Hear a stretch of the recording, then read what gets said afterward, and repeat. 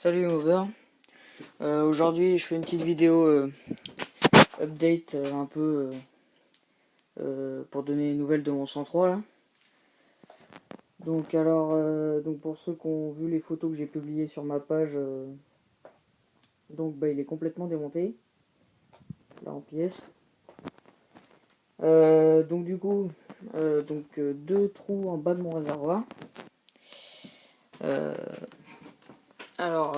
Qui était dû à probablement l'usure, parce que c'est un cadre qui était resté longtemps à ne rien faire et avec de l'essence dedans, et du coup beaucoup de dépôts sont venus se déposer au fond du réservoir. Alors il a été ressoudé à l'étain, comme on voit ici, et du coup pour être vraiment sûr et pour enlever toute la rouille, toutes les merdes qu'il y a à l'intérieur, j'ai acheté un traitement Restom, super kit pour les réservoirs de 2 à 5 litres. Donc là c'est fini, j'ai fini aujourd'hui là. Donc vraiment super boutique, hein. Ils ont mis 5 jours pour m'envoyer le colis alors que j'ai payé par chèque. Donc vraiment pas de souci. Donc du coup c'est assez complet. Il y a donc un dégraisseur, euh, dérouilleur après, et ensuite ils mettent de la dans des boîtes là qui donnent de la résine avec un durcisseur pour napper l'intérieur du réservoir et boucher tous les micro-trous qu'il pourrait y avoir dû à la corrosion. Donc du coup, c'est terminé. Je vais essayer de vous faire voir l'intérieur du réservoir. Je sais pas si on voit bien trop. En tout cas, c'est... Croyez-moi. Je sais pas si on voit là comme ça.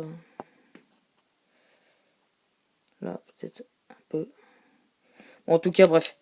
C'est super propre, hein. Il n'y a plus un pet de rouille. Le truc, il est comme neuf. C'est vraiment nickel, donc je suis vraiment content. Là, comment le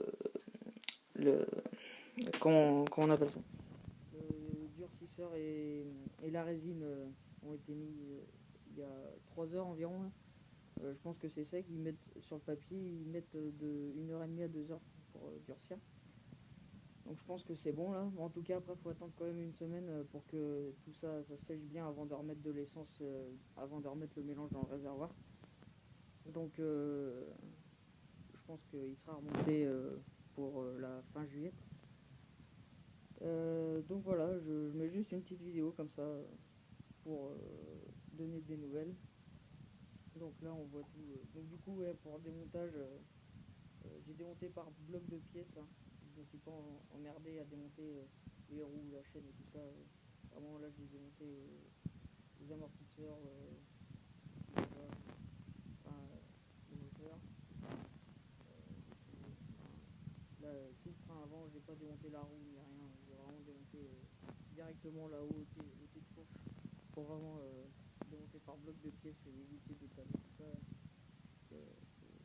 Voilà, ça fait déjà 3 semaines que c'est à rien faire, donc bon, c'est assez contraignant d'ailleurs parce que je m'en sers tous les jours et là, du coup, en ce moment, je suis un peu emmerdé. Je peux pas trop faire ce que je veux, je peux pas bouger, donc j'ai quand même l'autre, mais bon, pas assuré ni homologué, donc j'évite de rouler avec. D'ailleurs, je ferai une petite vidéo plus tard, je sais pas trop quand, pour donner des nouvelles aussi sur comment il dégaine. C'est assez chiant à régler d'ailleurs, mais voilà, je ferai une autre vidéo. Bon, bah écoutez, je vous dis à plus.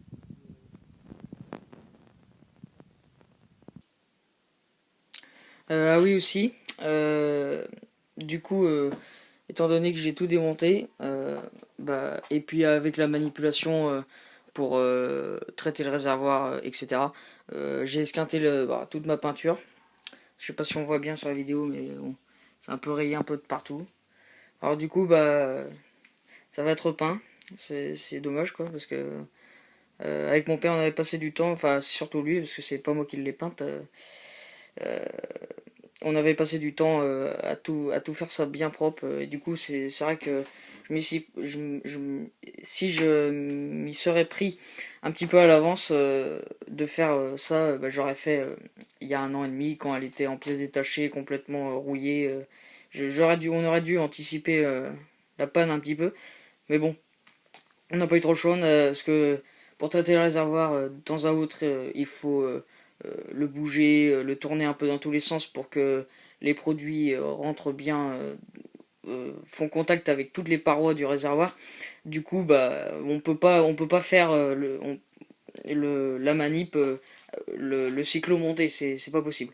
Ou alors, il faut être 4-5, mais là c'est à la limite où on esquinte le plus, quoi. C'est pas possible de faire on est obligé de démonter, quoi. Donc, du coup, bah, j'ai acheté une autre bombe de peinture, là.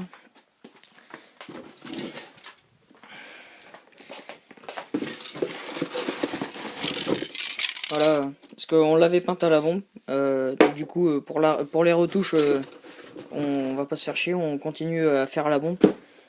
Bon, à refaire, elle, elle serait repeinte avec compresseur et au pistolet, parce que vraiment, bon, ça a été bien fait, c'est assez propre quand même, mais la bombe, c'est quand même pas la même qualité qu'avec un pistolet. Surtout en fin de bombe en fait. C'est à ce moment-là où il faudra s'arrêter de peindre. Parce qu'enfin, quand on arrive à la fin de la bombe, le, le diffuseur il commence à projeter des bah, c'est pas constant en fait. Il projette des petits éclats de peinture et c'est là que bah on merde. Et bon. Et puis ça diffuse jamais tout le temps le même débit quoi. C'est souvent irrégulier. C'est pour ça que des fois on peut avoir. Donc sur la vidéo on peut pas le voir, mais c'est plus rugueux par exemple ici. Il y a moins de peinture. Alors qu'en dessous par exemple c'est plus doux en fait. Et parce qu'il y a plus de peinture, de matière quoi. Donc c'est pour ça que la bombe c'est vraiment à éviter. En plus ça coûte hyper cher. Vraiment, je crois que c'est 12 ou 13 euros la bombe. C'est 400 millilitres. Ça coûte la peau du cul. Alors vraiment, si vous peignez votre mob, si vous pouvez avoir un compresseur, euh, faites le peigne là avec un compresseur, un pistolet et achetez de la bonne peinture parce que la bombe vraiment c'est c'est c'est fait pour se ruiner, c'est sûr. Et en plus la qualité, même si c'est un bon peintre professionnel qui le fait, ça sera jamais identique qu'avec un pistolet. Ça c'est obligé. Voilà, donc c'était juste pour la petite parenthèse, hein, rajouter d'autres infos quoi. Allez, cette fois-ci c'est la bonne. A plus.